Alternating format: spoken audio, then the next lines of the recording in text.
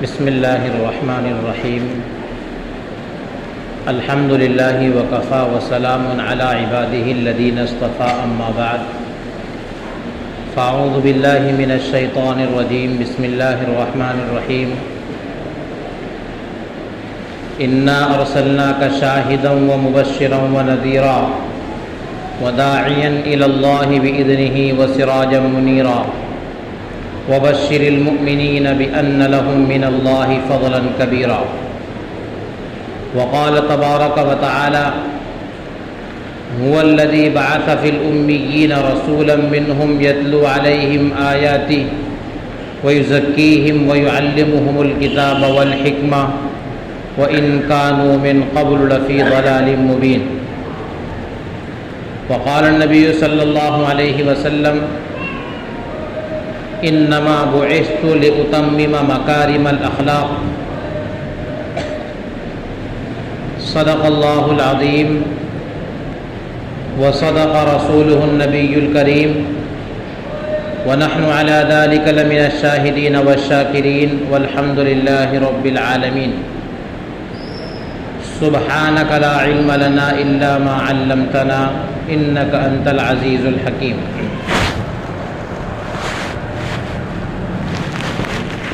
محترم مکرم بزرگوں، دینی اور اسلامی بھائیوں،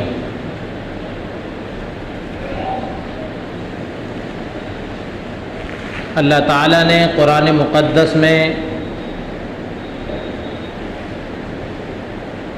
انسانوں کی ہدایت، رہنمائی، رہبری کے لیے جا بجا احکامات بیان فرمائے، اپنی نشانیاں بیان فرمائیں،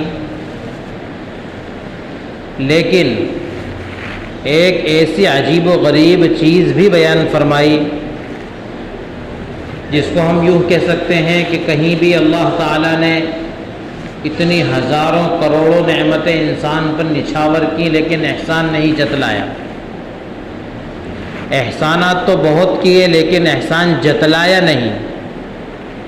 لیکن ایک نعمت انسان کو اللہ تعالیٰ نے ایسی دی کہ اس نعمت کو دینے کے بعد انسان پر اللہ تعالیٰ نے احسان بھی جتا دیا۔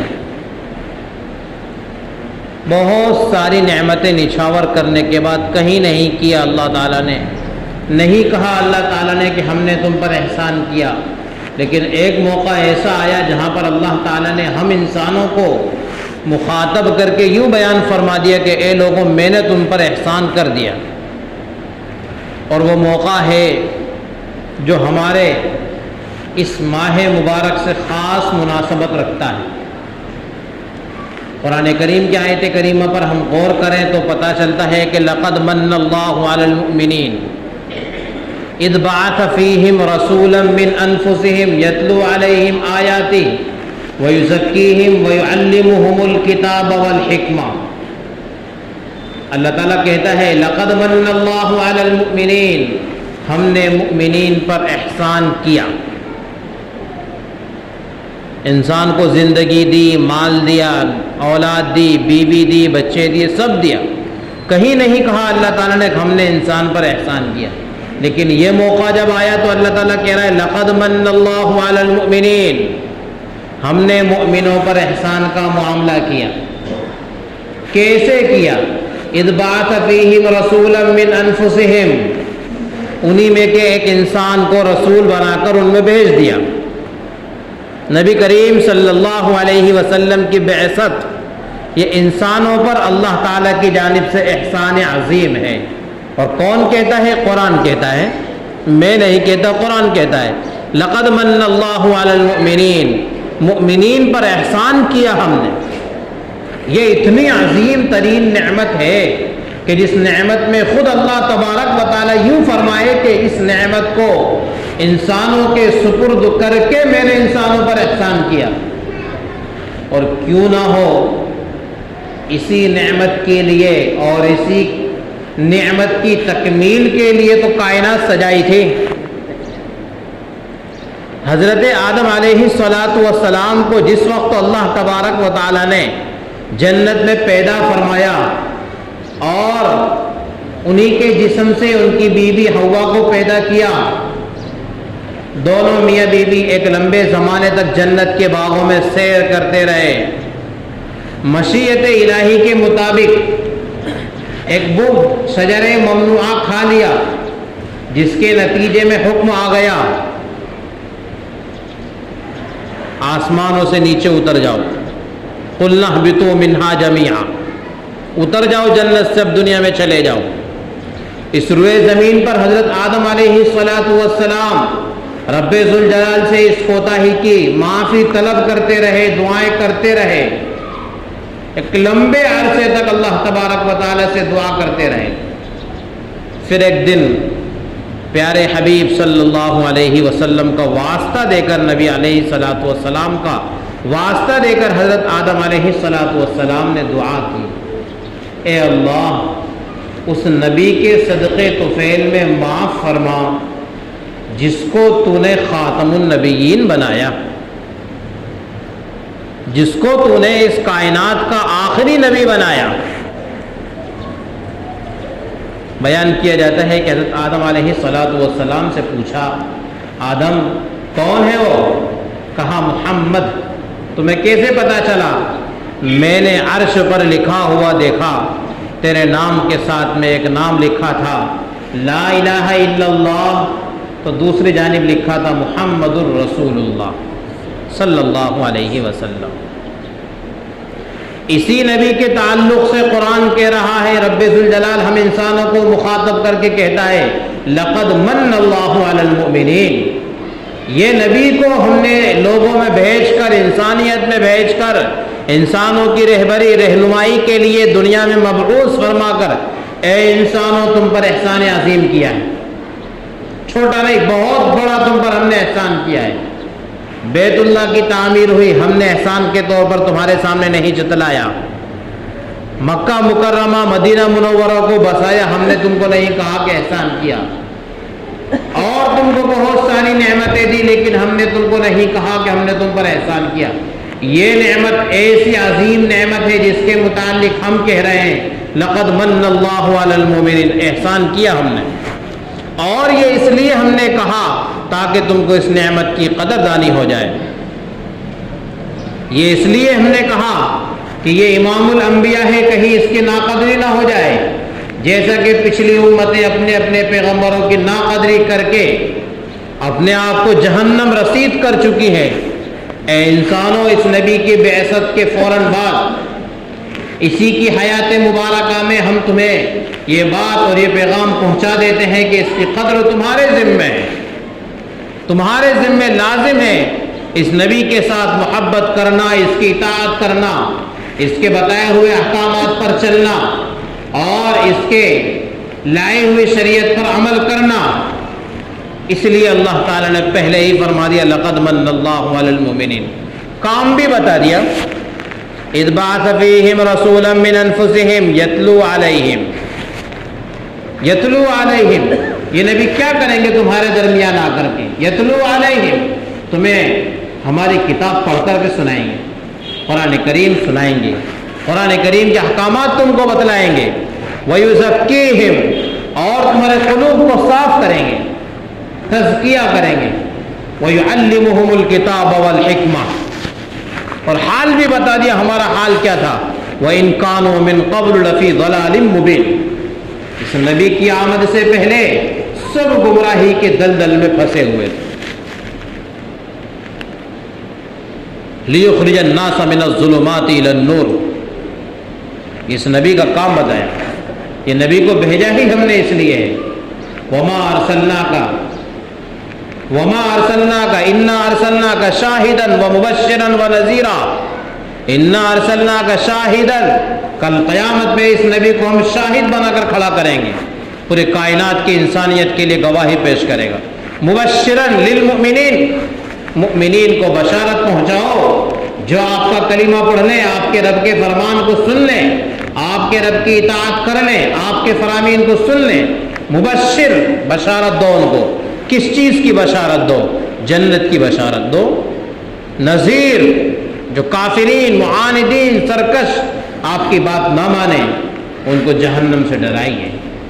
انا ارسلناک شاہدا ومبشرا ونذیرا وداعیا الی اللہ، سب سے بڑے داعی اسلام نبی کریم صلی اللہ علیہ وسلم کے ذات بابرکت، وداعیا الی اللہ باذنہ سراجا منیرا، روشن چراغ ہم بنا کر کے اس کو بھیج رہے ہیں۔ جیسے ہی ماہ ربیع الاول کا آغاز ہوتا ہے، ہم لوگ سیرت النبی صلی اللہ علیہ وسلم سنتے ہیں، پڑھتے ہیں، اور کہیں کہیں اس کے جلوس بھی دیکھتے ہیں، کہیں خرافات بھی دیکھتے ہیں، بدعات بھی دیکھتے ہیں، اچھے کام بھی ہوتے ہیں، برے کام بھی ہوتے ہیں، لیکن یاد رہے کہ سیرت النبی صلی اللہ علیہ وسلم صرف ماہ ربیع الاول میں بیان کر دینا کافی نہیں ہے۔ قرآن مقدس ہم کو یوں کہتا ہے لقد کان لکم فی رسول اللہ اسوۃ حسنہ، لقد کان لکم فی رسول اللہ اسوۃ حسنہ لمن کان یرجو اللہ والیوم الآخر وذکر اللہ کثیرا۔ پوری زندگی نبی علیہ الصلوۃ والسلام کی ہم انسانوں کے لیے آئیڈیل ہے، اگزامپل ہے، نمونہ ہے، پوری زندگی۔ تو کیا ہم کو فقط ایک ہی مہینے کی ضرورت پڑتی ہے زندگی گزارنے کی، یا سال کے 12 مہینے ہم کو ضرورت پڑتی ہے؟ نمونہ اور آئیڈیل ہم کو صرف ایک مہینے ہی دیکھنا ہے، یا سال کے 12 مہینے ہم کو نمونہ اور آئیڈیل دیکھنا ہے؟ اس لیے نبی کریم صلی اللہ علیہ وسلم کی سیرت جو صرف ربیع الاول کے ساتھ خاص کر دی گئی، یہ بھی ایک قسم کا بگاڑ ہے۔ اس کا نقصان یہ ہوا کہ ماہ ربیع الاول میں نبی علیہ الصلوۃ والسلام کی سیرت بیان کر دی، لوگوں نے سن لی، سال کے 11 مہینے پہ سیرت النبی صلی اللہ علیہ وسلم کی طرف جھانک کر کے بھی نہیں دیکھا جاتا ہے۔ یہ بگاڑ ہے، یہ فساد ہے امت میں، اور امت کے ذہنوں میں آہستہ آہستہ یہ بات پیوست ہونے لگی، جیسے کہ خود مجھے بھی کہا گیا کہ 12 ربیع الاول کے عنوان سے بات کرنا ہے۔ یہ بھی بگاڑ ہے، یہ بھی بگاڑ ہے۔ اس کے نقصان یہ ہوئے کہ ہم نے ان موضوعات کو جو آپ علیہ الصلوۃ والسلام کی سیرت کے تعلق سے اس ماہ مبارک کے ساتھ میں خاص کر دیا، جس کا نتیجہ یہ ہوا کہ پھر اس کے علاوہ دیگر جمعوں میں اور دیگر مہینوں میں اور سال کے دیگر ایام میں پھر ہم اس موضوع کو چھیڑتے بھی نہیں، بولتے بھی نہیں، اور لوگ سنتے بھی نہیں۔ ابھی کچھ دیر پہلے حضرت مفتی سعید صاحب رحمۃ اللہ علیہ، دارالعلوم دیوبند کے سابق صدر المدرسین، محدث کبیر، ان کا بیان سن رہا تھا۔ حضرت مفتی صاحب یہی بیان کر رہے تھے، اس امت میں ایک نہیں، دو نہیں، بہت سارے بگاڑ پیدا ہو گئے۔ کچھ بگاڑ خیر کی لائن سے آئے، کچھ بگاڑ شر کی لائن سے آئے۔ ان خیر کی لائنوں میں سے آنے والا ایک بگاڑ یہ ہے کہ سیرت النبی صلی اللہ علیہ وسلم کو صرف اور صرف ماہ ربیع الاول کے ساتھ میں خاص کر دیا، جس کے نتیجے میں لوگوں نے سیرت النبی کو سنا اور سن کر کے حد سے ہی کچھ زیادہ آگے چلے گئے، جشن میلاد النبی صلی اللہ علیہ وسلم کو ایجاد کر دیا، عید میلاد النبی صلی اللہ علیہ وسلم کو ایجاد کر دیا، جبکہ حقیقت حال یہ ہے کہ نبی علیہ الصلوۃ والسلام کی پوری زندگی کے متعلق قرآن ہم کو کہتا ہے لقد کان لکم فی رسول اللہ اسوۃ حسنہ۔ پوری زندگی، مکی زندگی، مدنی زندگی، رات کی زندگی، دن کی زندگی، سفر کی زندگی، حضر کی زندگی، پوری زندگی نبی علیہ الصلوۃ والسلام کی ہم انسانوں کے لیے نمونہ ہے، آئیڈیل ہے، اگزامپل ہے، اور ہم اپنی زندگی نبی علیہ الصلوۃ والسلام کی زندگی کو دیکھ کر طے کریں۔ کیا نبی علیہ الصلوۃ والسلام کے اخلاق تھے؟ کیا آپ کے آداب تھے؟ کیا آپ کے اطوار تھے؟ گفتگو میں آپ کے آداب کیا ہوا کرتے تھے؟ اور کسی کے ساتھ معاملہ اختیار کرنے میں نبی علیہ الصلوۃ والسلام کا طریقہ کیا ہوا کرتا تھا؟ یہ سب ساری چیزیں ہم مسلمانوں کے لیے ضروری ہیں، اس لیے کہ قرآن کریم یوں کہتا ہے ان کنتم تحبون اللہ فاتبعونی یحببکم اللہ ویغفر لکم ذنوبکم۔ نبی کریم صلی اللہ علیہ وسلم کو مخاطب کر کے قرآن کہتا ہے قل، نبی اپنی امت کو پیغام سناؤ، ان کنتم تحبون اللہ، اگر تم اللہ تعالی سے محبت کرتے ہو، ہر ہر ایک دعویٰ کرتا ہے میں بھی اللہ سے محبت کرتا، ہر انسان دعویٰ کرتا ہے میں بھی اللہ تعالیٰ سے محبت کرتا۔ قرآن کہتا ہے ان کنتم تحبون اللہ فاتبعونی، میری اتباع کرو۔ اگر انسانوں تم اللہ تعالیٰ سے محبت کرتے ہو، محبت کرنا چاہتے ہو تو میری یعنی رسول اللہ صلی اللہ علیہ وسلم کی اتباع کرو۔ فائدہ کیا ہوگا؟ یحببکم اللہ، خود اللہ تم سے محبت کرے گا۔ تم کیا اللہ سے محبت کرو گے، خود اللہ ہی تم سے محبت کرے گا۔ یحببکم اللہ، اور کیا ہوگا فائدہ؟ ویغفر لکم ذنوبکم، سب گناہوں کو مٹا دے گا۔ اللہ تعالیٰ تمام گناہوں کو مٹا دے گا۔ تو نبی کریم صلی اللہ علیہ وسلم کی محبت یہ ہمارا ایمانی تقاضا ہے، یہ ہمارا ایمانی تقاضا ہے۔ بلکہ جس کسی نے نبی علیہ الصلوۃ والسلام سے محبت نہیں کی اس کا ایمان ناقص ہے، ادھورا ہے، بیکار ہے۔ نبی کی محبت تو ہمارا ایمان ہے، ہمارے ایمان کا جز ہے، حصہ ہے۔ جب تک نبی کی کامل محبت ہمارے قلوب میں نہیں آئے گی تب تک ہم کامل مومن نہیں بن سکتے۔ خدا علیہ الصلوۃ والسلام نے ارشاد فرمایا، ابن ماجہ کی روایت ہے، نبی علیہ الصلوۃ والسلام نے ارشاد فرمایا جب تک تم لوگ میری محبت اپنے قلوب میں کامل نہیں اتارو گے تب تک کامل مومن نہیں ہو سکتے۔ لا یؤمن احدکم حتی اکون احب الیہ من والدہ وولدہ والناس اجمعین، اپنے آپ سے بھی، اپنی اولاد سے بھی، اپنے ماں باپ سے بھی اور کائنات کے تمام انسانوں سے، ان سب سے زیادہ اگر مجھ سے محبت کرو گے تو کامل مومن بنو گے۔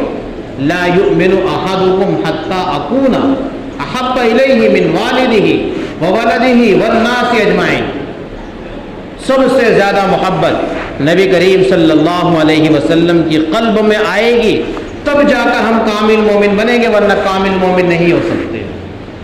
بس یہی محبت رسول مجھے سمجھانا ہے کہ محبت رسول کا مطلب ہوتا کیا ہے۔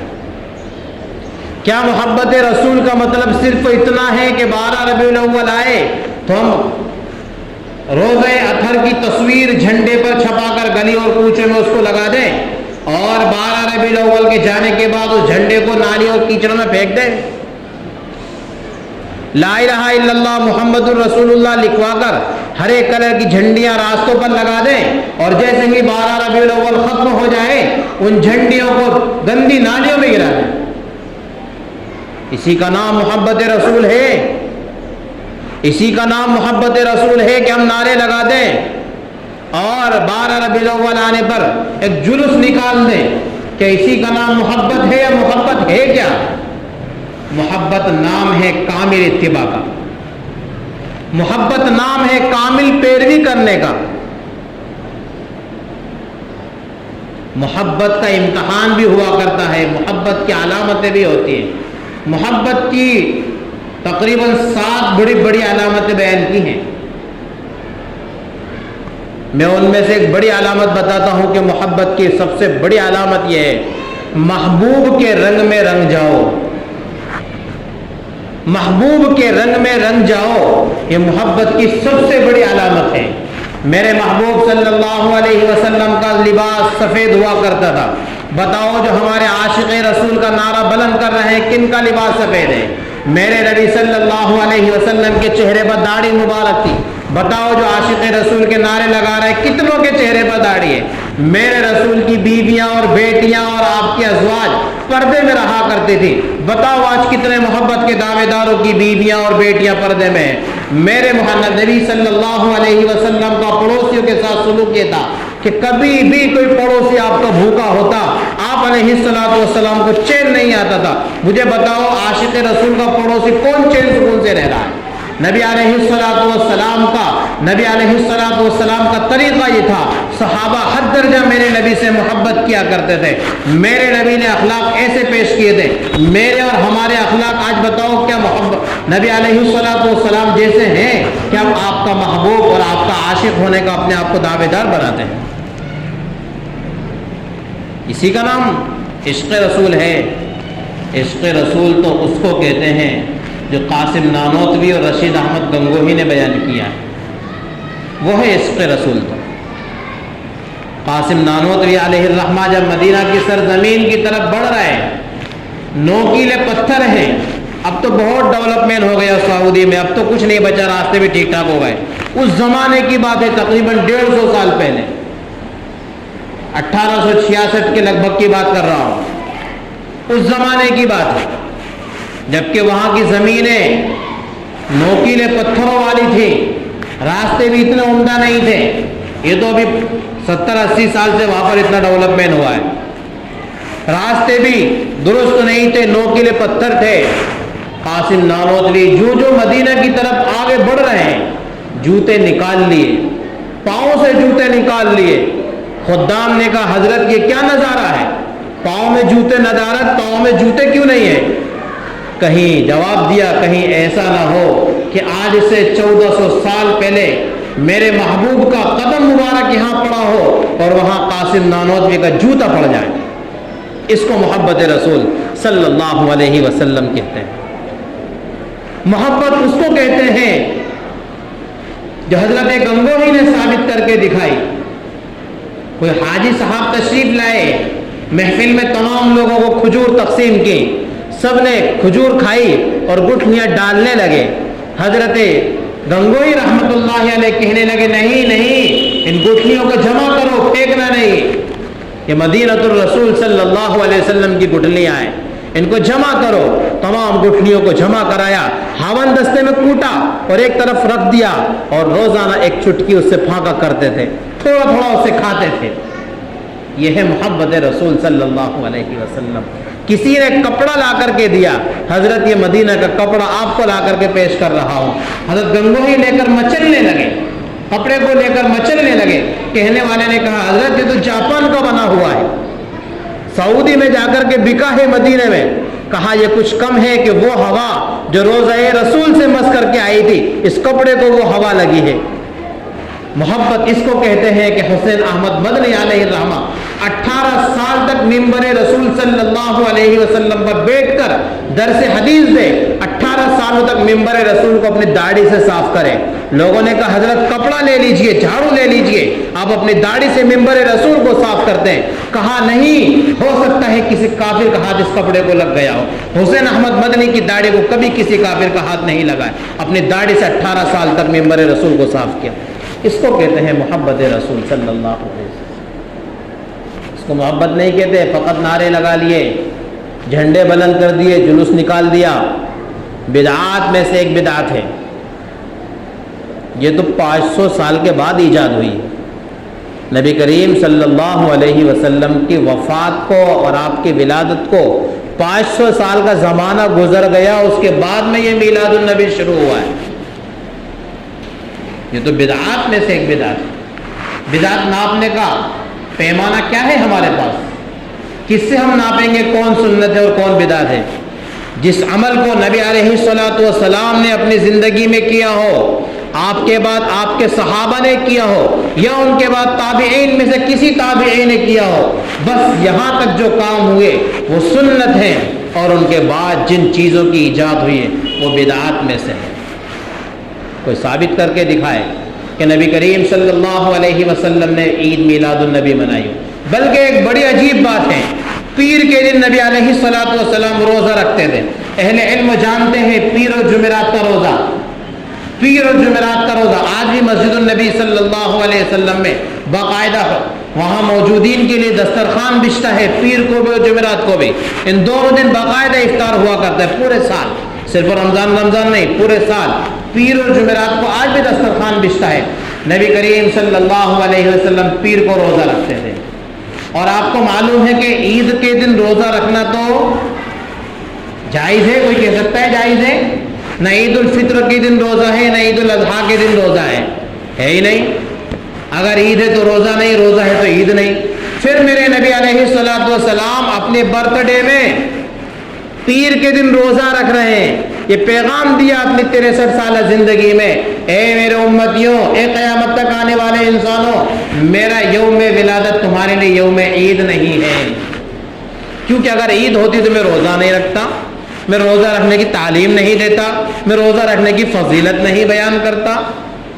اور آپ علیہ الصلوۃ والسلام کے بعد آپ کے صحابہ نے اس معمول کو اختیار کیا، پیر و جمعرات کا روزہ۔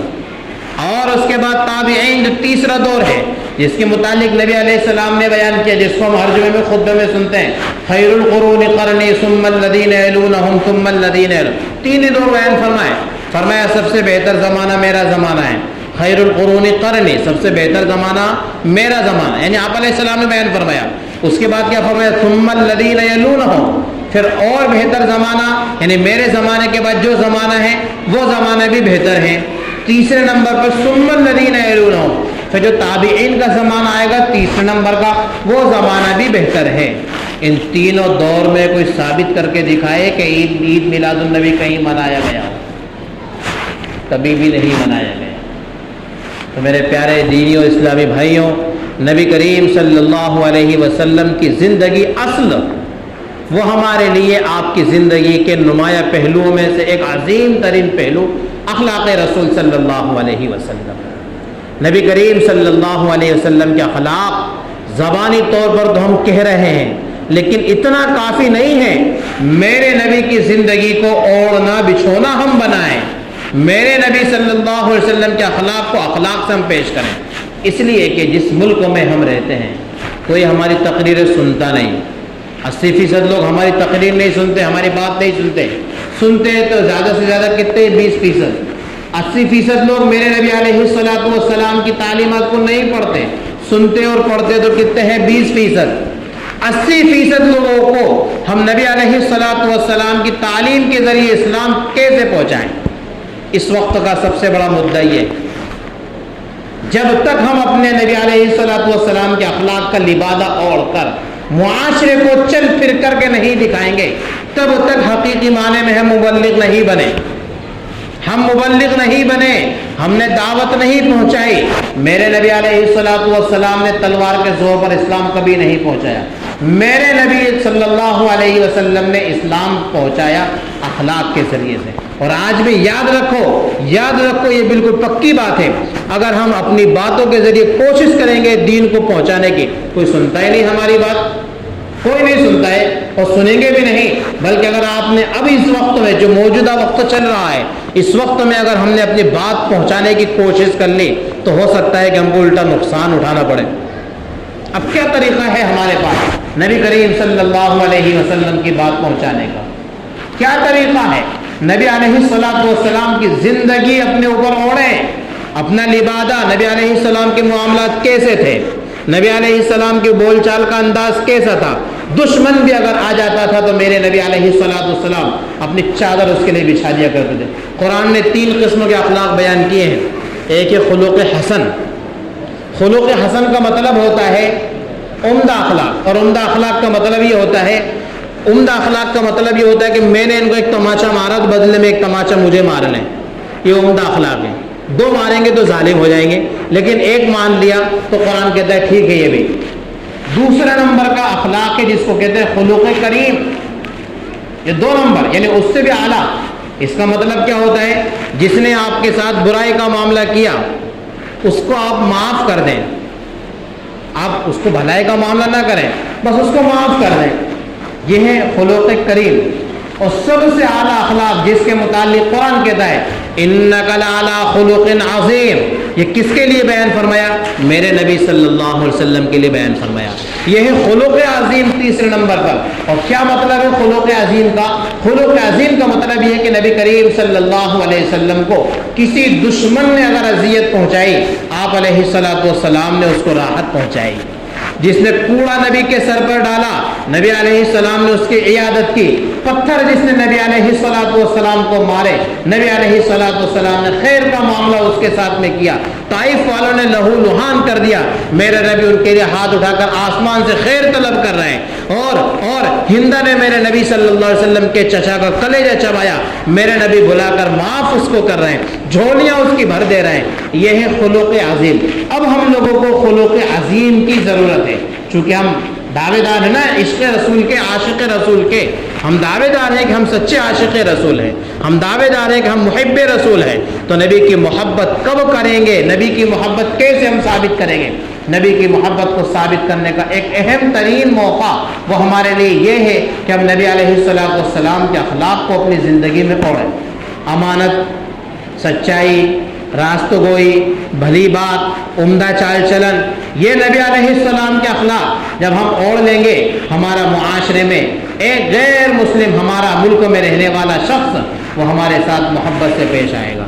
اسلام کی تعلیمات کو دیکھ کر قرآن کریم کہتا ہے اذا جاء نصر اللہ والفتح ورأیت الناس يدخلون فی دین اللہ افواجا، اے نبی علیہ السلام آپ دیکھو گے کہ لوگ اسلام میں جوک در جوک ٹولی ٹولی داخل ہو رہے ہیں، قبیلے کے قبیلے، کنبے کے کنبے، پورے علاقے کے علاقے اسلام میں داخل ہو رہے ہوں گے۔ کب دیکھیں گے آپ؟ یہ آپ کے آخری زمانے میں، یعنی آپ علیہ السلام کے وفات کے قریب قریب۔ آپ کو معلوم ہونا چاہیے کہ سن 8 ہجری میں مکہ المکرمہ فتح ہوا، جس مکہ کی سرزمین میں نبی علیہ السلام پیدا ہوئے، جس مکہ کی سرزمین میں آپ علیہ السلام نے 53 سال زندگی گزاری، اس مکہ کے ظالموں نے، دشمنوں نے، کافروں نے میرے نبی علیہ السلام کو اذیت دے کر، تکلیف دے کر، پریشان کر کے مکہ سے مدینہ منورہ ہجرت کرنے پر مجبور کیا۔ 8 سال کے بعد جب نبی علیہ السلام مکہ مکرمہ میں دوبارہ فاتحانہ انداز سے داخل ہوئے، پیدل چل رہے ہیں، سر جھکائے ہوئے ہیں اور کہہ رہے ہیں لا تثریب علیکم اليوم وانتم الطلقاء، کسی پر کوئی زبردستی نہیں، تم سب آزاد ہو۔ یہ خلق عظیم، یہ میرے نبی صلی اللہ علیہ وسلم کا خلق عظیم۔ حضرت عائشہ رضی اللہ تعالی عنہ سے پوچھا کسی نے، اما جان نبی علیہ السلام کے اخلاق بیان کر دیجئے۔ آپ رضی اللہ تعالی عنہ نے ایک ہی جملے میں سب بیان کر دیا۔ تم نے قرآن نہیں پڑھا؟